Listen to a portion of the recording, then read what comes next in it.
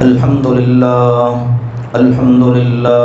نحمده ونستعينه ونستغفره ونعوذ بالله من شرور أنفسنا ومن سيئات أعمالنا من يهده الله فلا مضل له ومن يضلل فلا هادي له وأشهد أن لا إله إلا الله وحده لا شريك له وأشهد أن محمدا عبده ورسوله أما بعد فإن خير الحديث كتاب الله وخير الهدي هدي محمد صلى الله عليه وسلم وشر الأمور محدثاتها وكل محدثة بدعة وكل بدعة ضلالة وكل ضلالة في النار. يا أيها الذين آمنوا اتقوا الله حق تقاته ولا تموتن إلا وأنتم مسلمون. يا أيها الناس اتقوا ربكم الذي خلقكم من نفس واحدة وخلق منها زوجها وبث منهما رجالا كثيرا ونساء واتقوا الله الذي تساءلون به والأرحام إن الله كان عليكم رقيبا. يا أيها الذين آمنوا اتقوا الله وقولوا قولا سديدا يصلح لكم أعمالكم ويغفر لكم ذنوبكم ومن يطع الله ورسوله فقد فاز فوزا عظيما. أما بعد فأعوذ بالله من الشيطان الرجيم. بسم الله الرحمن الرحيم. ولقد خلقنا الإنسان ونعلم ما توسوس به نفسه ونحن أقرب إليه من حبل الوريد إذ يتلقى المتلقيان عن اليمين وعن الشمال قعيد ما يلفظ من قول إلا لديه رقيب عتيد. وجاءت سكرة الموت بالحق ذلك ما كنت منه تحيد. وقال سبحانه وتعالى يا أيها الذين آمنوا اتقوا الله ولتنظر نفس ما قدمت لغد واتقوا الله إن الله خبير بما تعملون. اللہ سبحانہ وتعالی نے ارشاد فرمایا یا ایھا الذین آمنوا اتقوا اللہ، اے ایمان والو اللہ سے ڈرتے رہو، وَلْتَنْظُرْ نَفْسٌ مَّا قَدَّمَتْ لِغَدٍ، اور ہر نفس غور کرتا رہے، نظر دوڑاتا رہے کہ اس نے کل قیامت کے لیے کیا آگے بھیجا ہے. وَاتَّقُوا اللَّهَ کرتے رہو، ان اللہ خبیر بما تعملون، یقیناً اللہ تعالی اس سے باخبر ہے جو تم عمل کر رہے ہو۔ اللہ تعالی نے انسان کو اشرف المخلوقات بنایا اور اس کے اندر اپنا حکم خاص اس کو عزت دیتے ہوئے پھونک دیا، جس کو روح کہا جاتا ہے۔ قل الروح من امر ربی، اللہ نے فرمایا ہے میرے مصطفیٰ کریم آپ فرمائیے یہ جو تمہارے جسموں میں وجود میں روح ہے یہ میرے رب کا امر ہے۔ انسانی وجود اور روح مل کر یہ بنتا ہے نفس، جس کا قرآن پاک میں اللہ تعالیٰ نے متعدد مقامات پر ذکر کیا۔ اس نفس کی اصلاح بہت ضروری ہے، اس کو درست کرنا، اس کو صاف ستھرا رکھنا، اس کو آلودگیوں سے پاک رکھنا، اور جتنی بھی قوتیں اور صلاحیتیں ہیں ان سب کو سنبھال کر اسی پر مرکوز رکھنا یہ ہر شخص کی ذمہ داری ہے۔ آپ دیکھیے جس وقت ہم کسی بھی قسم کا کوئی پھل پھول اس کا درخت لگائیں، اس کا آپ کہہ لیجئے پیڑ لگائیں، بوٹا لگائیں، تو کتنی بار ایسا ہوتا ہے کہ اس کے اردا گرد خود رو گھاس جھاڑیاں اگاتی ہیں۔ اب اگر اس کو مالی صاف نہ کرے تو نتیجہ کیا نکلتا ہے؟ زمین کی قوتیں ان خود رو جھاڑیوں پر بھی صرف ہو رہی ہیں اور اس پر بھی۔ جس قدر زمین کی قوتوں سے یہ ہمارا مطلوب درخت، اس سے ملنے والا پھل مستفید ہو رہا ہے، اسی قدر وہ خود رو جھاڑیاں گھاس پھوس بھی وہ اس سے مستفید ہو رہی ہے۔ اور اگر اس کی صفائی ہو جائے تو یہی قوت، یہی طاقت، یہی صلاحیت، یہی پانی، یہی آب و ہوا، اس سارے کی توجہ اس پیڑ پر، اور پھل کہیں زیادہ بہتر اور اچھا مل سکتا ہے۔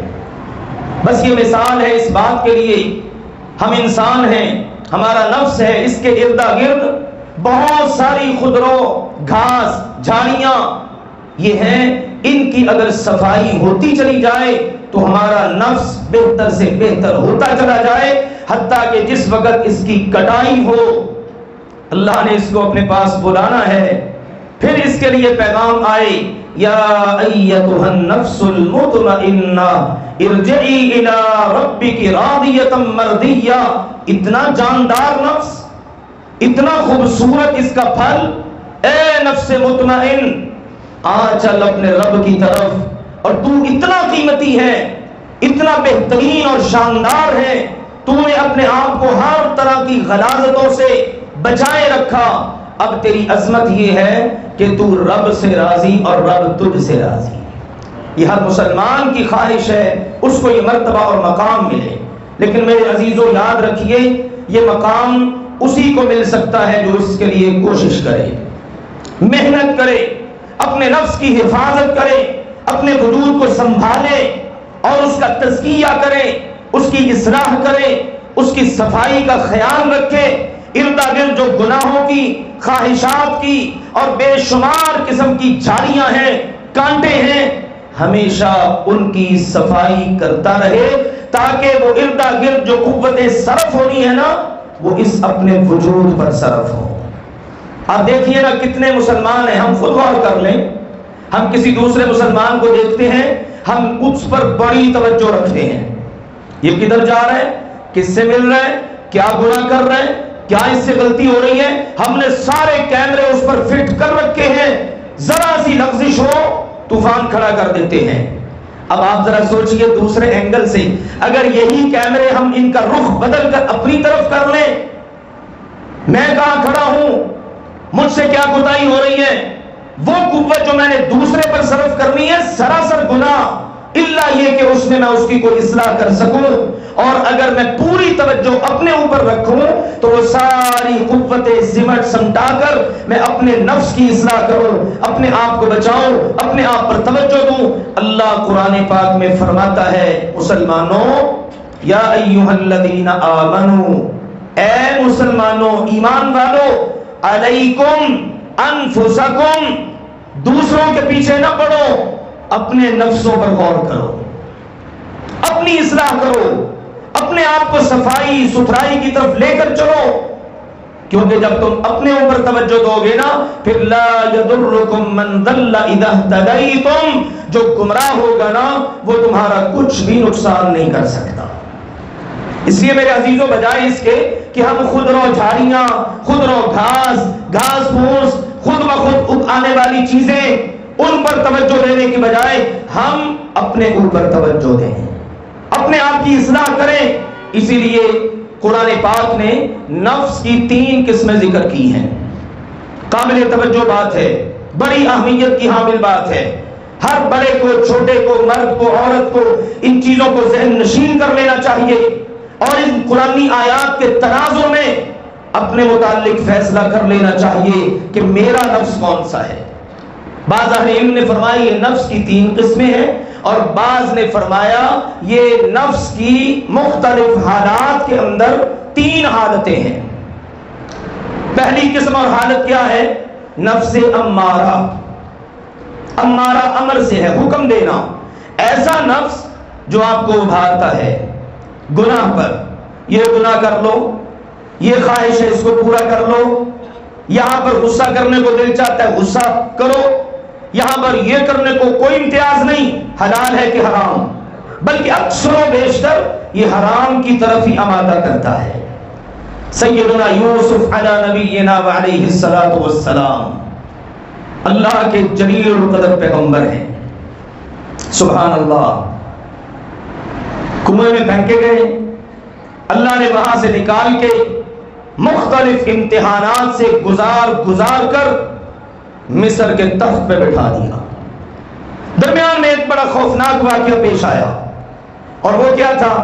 عزیز مصر کی بیوی امرأۃ العزیز، یہ جو عزیز مصر کی بیوی تھی نا، تراود فتاها عن نفسه، اس نے یوسف علیہ السلام کو ان کے نفس سے ہٹانا چاہا، اس میں گمراہ کرنا چاہا۔ اب آپ ذرا دیکھیے، ایک طرف عزیز مصر کی بیوی ہے اور دوسری طرف یوسف علیہ السلام ہے، دونوں میں کتنا فرق۔ عزیز مصر کی بیوی ڈورے ڈال رہی ہے، پوری کوشش کر رہی ہے کہ یوسف علیہ السلام میری طرف آمادہ ہوں، مائل ہوں، گناہ کر لیں، ان کے وجود پر، ان کے نفس پر داغ لگ جائے، لیکن اللہ نے ان کو بچایا۔ آگے کار چلتے چلاتے یوسف علیہ السلام جیل میں، پھر خواب آنے والوں کو جن کو خواب آنا تھا آیا، اور انہوں نے اس کی تعبیر، پھر بادشاہ کو خواب آیا، ساری تفصیل۔ بادشاہ کو جب اپنے خواب کی تعبیر کا پتہ چلا تو اس نے کہا یہ بتائی کس نے ہے؟ کہا جی وہ جیل میں ہے ایک قیدی، نام ان کا یوسف ہے۔ اس نے کہا اس یوسف کو میرے پاس لے کر آؤ۔ یوسف علیہ السلام نے کہا نہیں، اس طرح تو نہیں جاؤں گا، پہلے یہ کرو کہ اس معاملے کو کلیئر کرو۔ وہ جو عورتوں والا معاملہ تھا، جب تک وہ معاملہ کلیئر نہیں نہ ہوتا یوسف جیل سے باہر نہیں آئے گا۔ یوسف علیہ السلام کے پاس نمائندہ آیا، جناب بادشاہ سلامت بلا رہے ہیں، سارا دربار آپ کا منتظر ہے، آپ کا انتظار ہو رہا ہے۔ ارشاد فرمایا نہیں، سب سے پہلے جاؤ ارجع الی ربک، اپنے بادشاہ کے پاس جاؤ اور اس سے جا کے میرا پیغام سناؤ، بتاؤ۔ فاسألہما بال النسوۃ اللاتی قطعن ایدیہن، بادشاہ سے کہو ساری عورتوں کو اپنے دربار میں بلائے، حاضر کرے اور پوچھے وہ عورتیں جنہوں نے اپنے ہاتھ کاٹ ڈالے تھے، بھئی حقیقت بتاؤ کیا مسئلہ ہے، تم نے ایسا کیوں کیا، یہاں تک نوبت کیوں آئی، اس کی حقیقت کیا ہے؟ کیونکہ انہوں نے مجھے بدنام کرنے کی کوشش کی، جگہ جگہ میرے بارے میں تبصرے تذکرے باتیں، لہذا بادشاہ سے کہو پہلے اس مسئلے کو حل کرے، کلیئر کرے۔ لیجئے جانے والا پہنچا، بادشاہ سے جا کے کہا، اس نے سب کو طلب کر لیا، عورتیں آ گئیں۔ اب بادشاہ نے کہا ما خطبکن اذ راوتن یوسف، اے عورتوں تمہیں بلانے کا مقصد یہ ہے آج اس رات سے پردہ اٹھاؤ کہ تم نے یوسف علیہ السلام کو جو برگلانے کی کوشش کی اس کی حقیقت کیا ہے، کیا تھا مسئلہ۔ آج اس رات سے پردہ اٹھاؤ، کیونکہ اس نے خواب کی تعبیر بتا دی، آنے والے حالات جو ہیں ان کی تدبیر بتا دی۔ وہ تو کوئی بڑا معزز محترم بندہ لگتا ہے اور اس پر ظلم ہو رہا ہے کہ وہ جیل کی کال کوٹڑیوں میں اپنا وقت گزار رہے۔ اس کو بلایا، اس کی خودداری اور عزت نفس، اس نے کہا پہلے مسئلہ کلیئر ہو تو جیل سے باہر آؤں گا، لہذا بتاؤ اس معاملے کو کلیئر کرو۔ تم نے جو اس کو عن نفس ہی، اس کے نفس سے برگلایا۔ اب آپ غور کیجئے، یہ سوال بادشاہ کا، ساری عورتیں بولی قلنا، ساری عورتیں بولی کہنے لگی حاشا للہ ما علمنا من علیہ من سوء، کہنے لگی ساری عورتیں اللہ کی قسم لے لو، ہم سب اللہ کی پناہ میں آتی ہیں کہ ہم نے یوسف کے اندر کوئی عیب، برائی، گناہ دیکھا ہی نہیں۔ ما علمنا علیہ من سوء، ہم اس کے بارے میں برائی کا علم تک نہیں رکھتی کہ اس نے کوئی گناہ کیا ہوگا، آپ کی بیوی کو برگلایا ہو یا آپ کی بیوی پر ہاتھ اٹھایا ہو، آپ کی بیوی کے ساتھ برائی کا ارادہ کیا ہو، ایسا کچھ نہیں۔ اب جب ساری عورتوں نے گواہی دے دی نا، اب بولی عزیز مصر کی بیوی، اس کا بیان ذرا قابل غور ہے، توجہ فرمائیے۔ قالت، کہنے لگی امرأۃ العزیز الآن حسحس الحق، عزیز مصر کی بیوی کہنے لگی اب تو حق واضح ہو چکا ہے، اب تو بات رہی کوئی نہیں۔ وہ جن کو میں نے اپنی ہمجولیاں بنایا تھا، اپنی رازدان بنایا تھا، اپنے دربار میں بلا کر اتنا کھانا کھلایا اور جناب اتنی کچھ ان کی سیوا کی، آج جب بات آئی تو انہوں نے میرے حق میں گواہی تک نہیں دی۔ یہ ہے میرے عزیزوں دنیا کی روایت۔ اس لیے کہتے ہیں جب تک بات اپنے پاس ہو تو اپنی رہتی ہے، جب نکلی تو کہتے ہیں دیواروں کے بھی کام ہوتے ہیں۔ کتنی مرتبہ ہماری زندگی میں معاملات آتے ہیں جن کو ہم بڑے بڑے کھانے کھلاتے ہیں، بلاتے ہیں، سیوا کرتے ہیں، ہم سمجھتے ہیں ہمارے رازدان ہیں، یہ مشکل وقت میں کام آئیں گے، یہ جناب فلاں موقع ہوگا گواہی دیں گے، یہ میرے قدم سے قدم ملا کر کھڑے ہوں گے۔ یہ دنیا کی روایت دیکھ لیجئے، پرانی چلی آ رہی ہے۔ عزیز مصر کی بیوی نے سارے وزیروں کی، مشیروں کی، اعلیٰ گھرانوں کی خواتین کو اکٹھا کیا، کھانے کھلائے، سب کچھ ہوا۔ اب جب وقت آیا بادشاہ نے طلب کیا کہ اب بتاؤ کون صحیح ہے کون غلط ہے، ساری عورتیں پھر گئیں، کہنے لگی یوسف تو ہے ہی بے گناہ۔ پھر میری بیوی اس کے بارے میں بات نہیں کی، اس نے خود بول کے کہا الآن اصحص الحق، اب تو حق بالکل واضح ہو چکا ہے۔ اب وہ خود بولی، کہنے لگی انا راودتہ عن نفسی وانہ لمن الصادقین۔ بادشاہ سلامت، بھرا دربار بھی سنے، بادشاہ بھی سنے، حقیقت یہ ہے کہ میں تھی وہ بد نصیب جس نے یوسف کو اس کے نفس سے ورغلایا، میں ورغلانے والی تھی، میں اس پہ ڈورے ڈالنے والی تھی، وہ تو سچا ہی سچا ہے۔ لیکن بادشاہ کی بات ایک اور ہے، یہ صرف ورغلانے کی حد تک کا جرم ہے میرے اندر۔ ذالک لیعلم انی لم اخنہ بالغیب، اور یہ سارے کا سارا کارنامہ، ساری تدبیر، ساری کہانی میں نے اس لیے بنائی تاکہ بادشاہ کو پتہ چل جائے میں نے، اس کی بیوی نے اس کی عدم موجودگی میں خیانت نہیں کی، زنا نہیں کیا، بدکاری نہیں کی، اس سے بچی رہی ہوں، صرف ڈورے ڈالنے کی حد تک تھا۔ اور وَأَنَّ اللَّهَ لَا يَهْدِي كَيْدَ الْخَائِنِينَ، اور اللہ خیانت کرنے والوں کی چال کو کامیاب نہیں ہونے دیتا۔ کون کہہ رہی ہے؟ عزیز مصر کی بیوی۔ اس کا مطلب ہے وہ اللہ کو مانتی ہے، اس کا بیان ہے ان اللہ لا یہدی کید الخائنین، خیانت کرنے والوں کی چال کو اللہ سرے نہیں چڑھنے دیتا۔ خائن بددیانت جتنا بڑا بھی کیوں نہ ہو کامیاب نہیں ہو سکتا۔ اگر یوسف معاذ اللہ خائن ہوتے تو اتنا بلند مرتبہ کبھی نہ پا سکتے، اتنی عزت ان کو نہ ملتی۔ اس سے پتا چلا وہ اللہ کو پہچانتی، اللہ کو جانتی ہے۔ اس دور کے لوگوں کی یہ نہیں کہ وہ کافرہ تھی، اللہ کی منکرہ تھی، نہیں، وہ جانتی تھی اللہ تعالیٰ کو۔ جس طرح مکہ والے مشرک ہیں، کتنا شرک کرتے لیکن اللہ کو مانتے ہیں۔ اس کا مطلب یہ ہے ہر دور میں لوگوں کے ہاں اللہ کا مذہبی تصور رہا ہے۔ اب اگلی بات اس نے کی، وہ ہمارے موضوع سے مطابقت رکھتی ہے، کہنے لگی وَمَا أُبَرِّئُ نَفْسِي إِنَّ النَّفْسَ لَأَمَّارَةٌ بِالسُّوءِ إِلَّا مَا رَحِمَ رَبِّي إِنَّ رَبِّي غَفُورٌ رَحِيمٌ۔ کہنے لگی میں اپنے آپ کو پاک دامن نہیں کہتی، بری الذمہ نہیں کہتی کہ میں بالکل بڑی پاک صاف ہوں، میرے دل میں خیال بھی نہیں آیا، میرے دماغ میں سوچ بھی نہیں آئی، مجھے وسوسہ بھی نہیں آیا، ایسی بات نہیں۔ ما أبرئ نفسی، میں اپنے نفس کو بری الذمہ قرار نہیں دیتی، کیونکہ ان النفس لامارۃ بالسوء، کیونکہ یہ جو نفس ہے نا یہ گناہ پر ابھارتا ہے۔ یہ اس نے ایک راز بتایا اور بڑی خوبصورت بات ہے، قرآن نے اس کو نقل کیا۔ انسان جب گناہ کرتا ہے، یہ اس کا نفس ہے جو اس کو آمادہ کرتا ہے گناہ پر۔ اب یہ عزیز مصر کی بیوی نے ڈورے ڈالے، سارے انتظامات کیے، دروازے بند کیے، حیت لک کا جملہ استعمال کر کے یوسف علیہ السلام کو دعوت گناہ دی، ساری کی ساری آگے تک کی کہانی کہنے لگی ان النفس لامارۃ بالسوء، یہ جتنے مجھ سے گناہ ہوئے ہیں نا، در حقیقت یہ جو انسانی نفس ہے یہ انسان کو گناہ پر ابھارتا ہے۔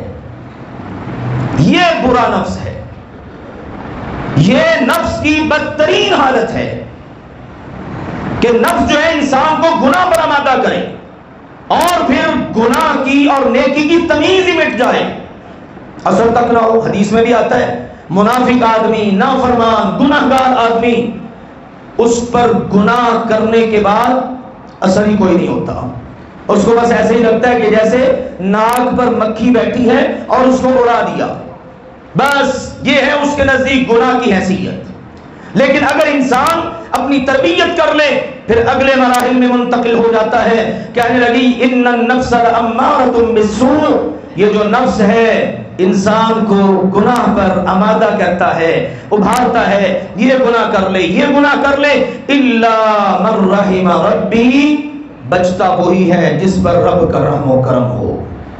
الا ما رحم ربی، کون بچے گا؟ جس پر اللہ رحم کر دے۔ کہنے لگی ان ربی غفور رحیم، میرا رب بڑا ہی بخشنے والا ہے، بڑا رحم کرنے والا ہے۔ اس کا مطلب ہے اس کو گناہ کرنے کے بعد اس بات کا احساس بھی تھا، اب امید بھی بن گئی کہ میرا رب میرا گناہ ضرور معاف کرے گا۔ تو میرے عزیزوں، ان آیات سے یہ بات واضح ہو گئی، انسانی نفس کی جو پہلی قسم یا حالت ہے وہ ہے نفس امارہ، اور وہ کیا ہے؟ گناہ پر ابھارنے والا نفس۔ یہ برا ترین نفس ہے، یہ گندا نفس ہے۔ اسی حالت میں اگر بندہ مر جاتا ہے تو پھر میرے عزیزوں اس کے لیے جنت کے دروازے نہیں کھلیں گے۔ اس لیے ہم اپنے آپ پر غور کریں۔ اللہ کہتا ہے وَلْتَنْظُرْ نَفْسٌ، ہر نفس غور کرے، نظر دوڑائے، مَا قَدَّمَتْ لِغَدٍ، وہ جو کل قیامت کا دن آگے آ رہا ہے اس کے لیے اس نے کیا آگے بھیجا ہے۔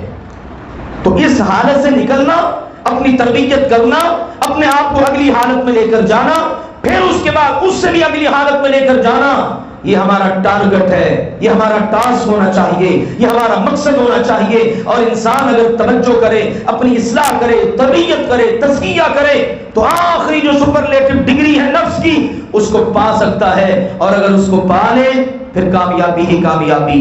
اگلی جو 2 اقسام ہیں انشاءاللہ اگلے خطبہ میں ذکر کریں گے۔ اللہ سبحانہ و تعالی حق بات کو سمجھنے، قبول کرنے، عمل کرنے کی توفیق عطا فرمائے۔ ہم سب کے اللہ ہر قسم کے گناہ سے، غلط خیالات سے، وسوسوں سے، ان کو عملی جامہ پہنانے سے اللہ ہم سب کی حفاظت فرمائے۔ وآخر دعوانا ان الحمدللہ رب العالمین۔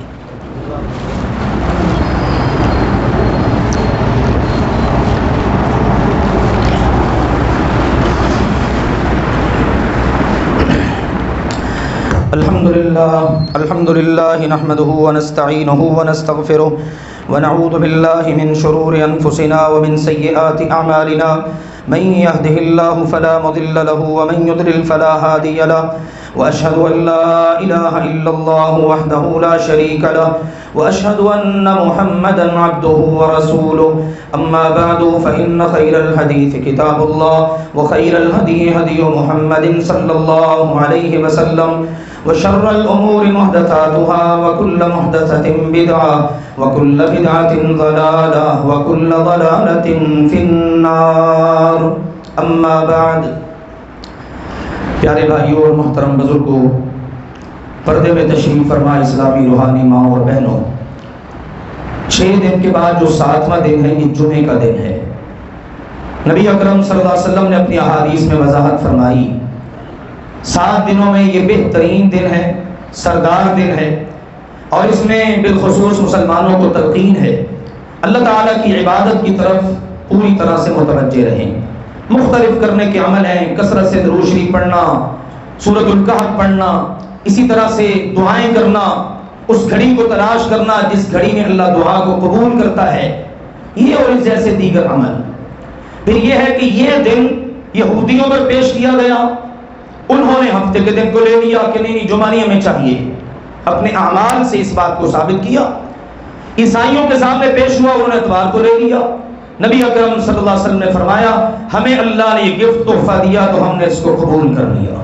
اب ہم دنیا میں آنے کے لحاظ سے ترتیب یہ آخر میں آئے، لیکن دنوں کے انتخاب کے لحاظ سے ہم سب سے پہلے ہو گئے. جمعہ، ہفتہ، اتوار، یوں ترتیب چلتی ہے.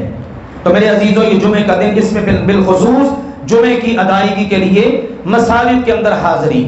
اور آپ سب کو پتہ ہے امام خطیب کے منبر پر بیٹھنے سے پہلے آپ مسجد میں موجود ہوں تو آپ کی جمعے کے اندر حاضری لگ جاتی ہے فرشتوں کے رجسٹر میں. وہ فرشتے جو جمعے کی حاضری کے لیے آتے ہیں، اللہ کے نبی صلی اللہ علیہ وسلم منظر کشی فرمائی مساجد کے دروازوں پر فرشتے ہوتے ہیں اور ان کے ہاتھ میں رجسٹر ہیں. اللہ کی قدرت ہے، یہ ایمان بالغیب کی بات ہے، ہمارا اس پر ایمان ہے. ہمیں فرشتے نظر نہیں آتے، لیکن ہمارے نبی نے کہہ دیا تو یہ غلط بھی نہیں ہو سکتا، سوچا بھی نہیں جا سکتا یہ غلط ہو. تو جس وقت امام بیٹھ گیا، خطیب بیٹھ گیا، خطبے کے لیے اذان شروع ہو گئی، اب وہ فرشتے اپنے وہ رجسٹر بند کر کے وہ بھی بیٹھ جاتے ہیں جمعے کی ادائیگی کے لیے.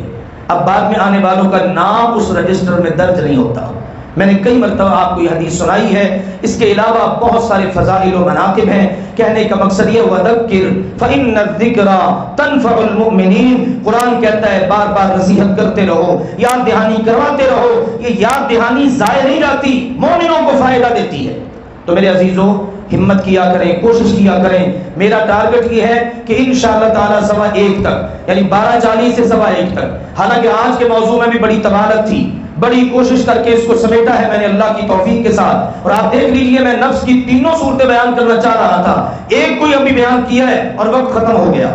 بہرحال اختصار بھی ملحوظ خاطر ہوتا ہے. تو آپ اگر اولین فرصت میں آئیں، جمعے کی حاضری بھی ہو جائے، اس کے ثواب سے بھی محروم نہ ہو، فرشتوں کے رجسٹر میں نام بھی لکھا جائے. اور آپ کو علم ہونا چاہیے جس وقت مسلمان صبح صبح غسل کرے، نئے کپڑے اللہ نے دیے ہیں وہ پہنے، نہیں تو دھلے ہوئے پہن لے، بالوں میں کنگھی کرے، تیل لگائے، خوشبو لگائے، یعنی پوری طرح سے تیار ہو کر اللہ کے گھر میں آئے. فرمایا پیدل چل کے آئے، سوار ہو کر نہیں. اور آ کے امام کے قریب بیٹھے، اللہ جتنی استطاعت ہمت توفیق دے، نفل نوافل ذکر اذکار کرے. اب امام نے خطبہ شروع کیا، پوری توجہ یکسوئی کے ساتھ اس کو سنے، کوئی ادھر ادھر کی حرکت نہیں ہے. اس طرح سے جو جمعہ ادا کرتا ہے، پھر امام نے نماز پڑھائی، اس کے ساتھ نماز پڑھ کے جائے، اللہ تعالیٰ اس کو سال بھر کے روزوں کا ہر قدم کے بدلے میں، قدم اٹھایا رکھا، کتنے قدم اٹھا کے رکھ کے آپ آ سکتے ہیں، ہر قدم کے اٹھانے رکھنے پر اللہ سال بھر کے روزوں کا اور سال بھر کی راتوں کے قیام کا اجر عطا کرتا ہے. کتنا محروم رہ جاتے ہیں ہم. میرے عزیزوں اگر آفر لگی ہو دکانوں پر، مارکیٹ میں، ہم کتنے کام چھوڑ دیتے ہیں. ابھی نفس امارہ کا ذکر ہو رہا تھا نا، کس طرح ہمارے نفس جو ہیں برائیوں کی طرف آمادہ ہیں. اگر ہمیں کوئی گولڈن چانس کہیں سے ملتا ہو ہماری فیلڈ کا، ہم اپنی نیند بھی بھول جاتے ہیں، ساری رات جاگتے، یار صبح اتنے بجے پہنچنا ہے، کوئی مس نہ ہو جائے. یار آؤ دیکھو ہم نے اللہ کے رسول کی زبان مبارک سے نکلنے والی ان باتوں کو کتنی اہمیت دی ہے. تو انشاءاللہ عزم کریں، آئندہ کوشش کریں. آپ ضروری نہیں آپ نے 12:40 پہ ہی آنا ہے کہ جب اذان ہو تو جائیں گے. آج بھی میں دیکھ رہا، میں خطبہ پڑھ رہا ہوں، پیچھے ایک اچھی بڑی تعداد جو ہے نا وہ احباب کی ابھی وہ سنتیں ادا کر رہے ہیں. میرے عزیزوں صحابہ کرام میں صرف ایک صحابی کا پوری اللہ کے نبی کی زندگی میں واقعہ ملتا ہے کہ وہ لیٹ آئے تھے اور آتے ہی بیٹھ گئے. آپ نے پوچھا 2 رکعتیں پڑھی ہیں؟ جی نہیں. فرمایا قم فصلی رکعتین، اٹھو اور اٹھ کے 2 رکعتیں پڑھو. صرف ایک واقعہ. اور ہم دیکھیں ہر جمعے کیا صورتحال ہے. تو انشاءاللہ تعالی عزم کریں آئندہ اللہ کے فضل و کرم سے امام کے منبر پر بیٹھنے سے پہلے آپ اللہ کے گھر میں موجود ہوں. ٹھیک ہے انشاءاللہ. یہ مجھے لگتا ہے وہی بول رہے ہیں جو پہلے موجود ہوتے ہیں. میں پیچھے والوں کی آواز بھی سننا چاہتا ہوں. اللہ تعالیٰ ان سب چیزوں کو سلامت رکھے. انشاءاللہ عزم کریں، یقین کریں، اللہ کے گھر کے اندر بیٹھ کے ارادہ کریں. انشاءاللہ توفیق اللہ دے گا کہ انشاءاللہ آپ امام خطیب کے منبر پر بیٹھنے سے پہلے ہی مسجد کے اندر ہوں گے. اللہ تعالیٰ آپ سب کو برکت دے، اللہ ہم سب کو ہمت دے تاکہ ابتدا سے بات دیکھیں کتنے فضائل مناقب ہیں وہ رہ جاتے ہیں، پھر بندہ اجر سے محروم رہ جاتا ہے. آپ ذرا سوچا کریں یار میں نے جمعہ بھی پڑھا پھر فرشتوں نے میرا نام ہی نہیں لکھا. یار میں ڈیوٹی پر جاؤں اور میری غیر حاضری لگ جائے، اس دن کی پے ہی نہ مجھے ملے. سوچا کریں میرے عزیزوں، ان باتوں پر توجہ کیا کریں. جمعہ تو میں نے پڑھا ہو لیکن وہ فرشتے جو حاضری لگانے آئے تھے ان کے رجسٹر میں نام ہی نہیں. اس جمعے کی مجھے اللہ پے ہی نہ دے، ثواب ہی نہ دے. تو یہ بڑی قابل غور اور قابل فکر بات ہے. مجھے آپ کے ساتھ بہت ہمدردی ہے. میں یہ چاہتا ہوں، میں تو بیان کرنا ہی کرنا اللہ کی توفیق سے جو اللہ نے استطاعت طاقت دینی ہے. میں کہتا ہوں زیادہ سے زیادہ لوگ اجر سے بھی اور ان قرآن و سنت کی باتوں سے بھی اللہ کے فضل و کرم سے مستفید ہوں. اللہ تعالیٰ آپ سب کو برکتیں عطا فرمائے، جزائے خیر عطا فرمائے. آخری گزارش ہے، حالات کا تناظر تو آپ دیکھ ہی رہے ہیں. آپ دیکھو نا FATF کا اجلاس ہے، پاکستان نے ساری شرطیں پوری کر دی ہیں. اب اجلاس ہونے جا رہا ہے. امید تو بہت بن چکی ہے کہ انشاءاللہ پاکستان گرے لسٹ سے نکل جائے گا. اللہ کرے انشاءاللہ نکل جائے. لیکن یہ اللہ کے دشمن ہیں، کتنے سالوں سے ہم توقع رکھتے آ رہے ہیں. اب پاکستان نے ساری شرطیں پوری کر دی، اب پوری کر دی. اللہ ہی بہتر جانتا ہے کیا ہونے والا ہے. لیکن جو تناظر نظر آ رہا ہے، امریکی صدر اس کی ٹون بدلنا شروع ہو گئی ہے. پاکستان کے حوالے سے، پاکستان کے ایٹمی اثاثوں کے حوالے سے یہ غیر محفوظ ہیں، یہ فلاں مسئلہ ہے، اس طرح کی بولیاں بول رہا ہے. سعودی عرب کے حوالے سے کہ جناب سعودی عرب پر پابندیاں لگا دیں گے. الحمدللہ مسلمانوں کے اندر دین کی، جہاد کی رمق موجود ہے. سعودی شہزادے کا بیان آیا، اس نے کہا دنیا میں کوئی بھی ہو، عربی اور انگلش دونوں میں اس نے ریکارڈ کروایا. اس نے کہا امریکہ یاد رکھے ہم جہاد اور شہادت کے لیے ہم وقت تیار ہیں. یہ جذبہ اس امت کو چاہیے. ساری امت اگر اس پر کھڑی ہو جائے تو دنیا کا سارا کفر مل کر بھی ان کا کچھ بھی نہیں بگاڑ سکتا، ان کی ہوا کو بھی نہیں دیکھ سکتا. لیکن جب سے مسلمان بزدل ہوئے، اب دیکھو نا سعودی عرب کے شہزادے کا بیان آیا اور الحمدللہ ہمارے سینے تنگ گئے، سر اٹھ گئے کہ امریکہ کو انہوں نے آنکھ دی. یہ صرف ایک بیان کی نوعیت ہے. اور اگر واقعی امت مسلمہ اٹھ کھڑی ہو پھر تو منظر ہی کچھ اور ہو.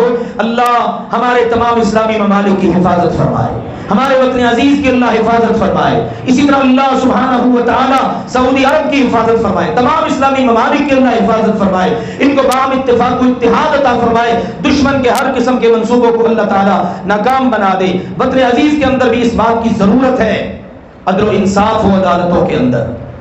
یہ وہ بڑا مشہور واقعہ جو توئی جناب اس کو قاتل تھا، حالانکہ دہشت گردی کی ہے اس نے، اس کو انہوں نے عدالت نے ریلیف دے دیا اور اس کو جناب کہہ دیا یہ بے گناہ ہے.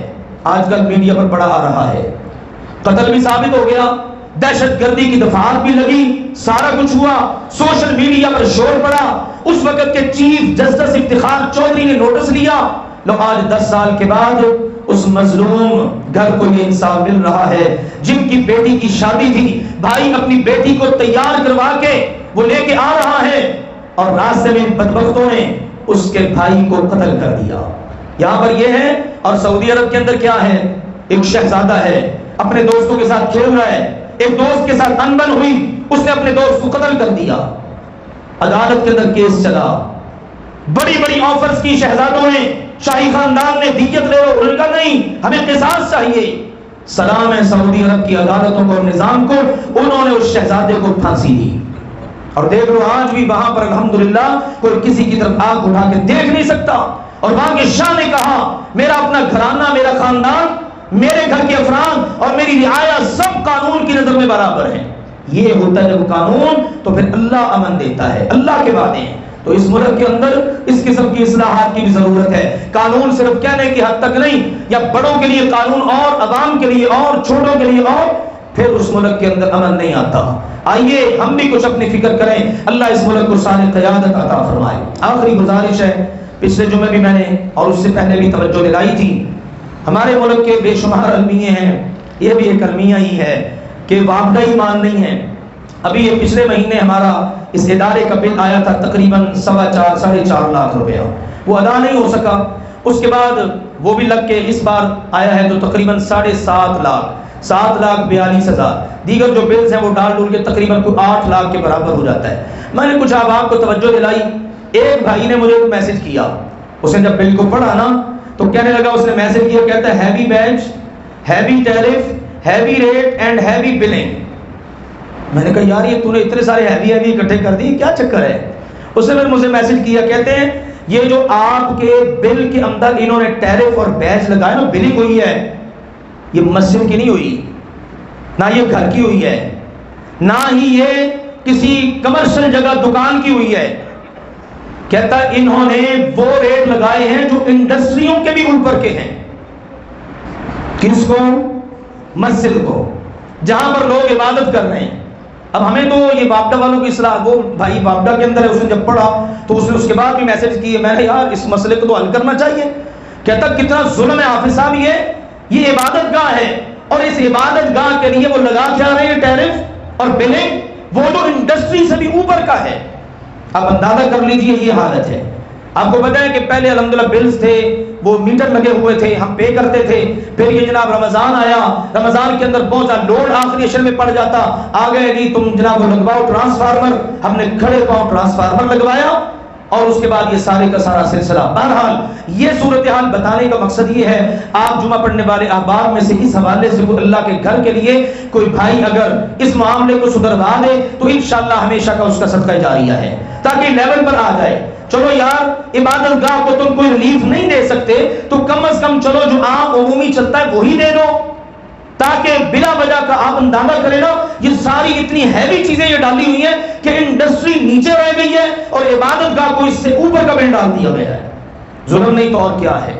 بہرحال اس کو بھی پے کرنا ہے، ہم نے ان سے ریکویسٹ کی ہوئی ہے، آج انہوں نے انشاءاللہ ہمیں وہ بل اس کے اندر کوئی اصلاح کر کے دینا ہے، دیکھتے ہیں کیا نتیجہ نکلتا ہے۔ بہرحال سر دست 8 لاکھ روپیہ بل ہے، تو میرے بھائیوں میں نے پہلے بھی توجہ دلائی آپ احباب کو، چلو کتنا بھی کم کریں گے، آدھا کم کر دیں گے، اتنے اچھے تو ویسے ہے کوئی نہیں، چلو اگر کر دیں توقع تو رکھنی چاہیے، تو کم از کم اس کا مطلب ہے 4-5 لاکھ روپے کا ہمیں پھر بھی ارینج کرنا چاہیے۔ جو ہمارے بھائی ماشاءاللہ یہ بل ادا کرتے تھے ہر مہینے، ان کے مسائل آ گئے، بعض کہتے ہیں جو آپ سب ہم نے تو سوچا تھا 50,000 لاکھ بل ہوگا، یہ تو بہت زیادہ ہو گیا ہے، واقعی ہر بندہ سوچتا ہے۔ اس لیے میرے عزیزوں سارے احباب جڑ کر تھوڑا تھوڑا حصہ ڈالو، بھرپور ڈالو۔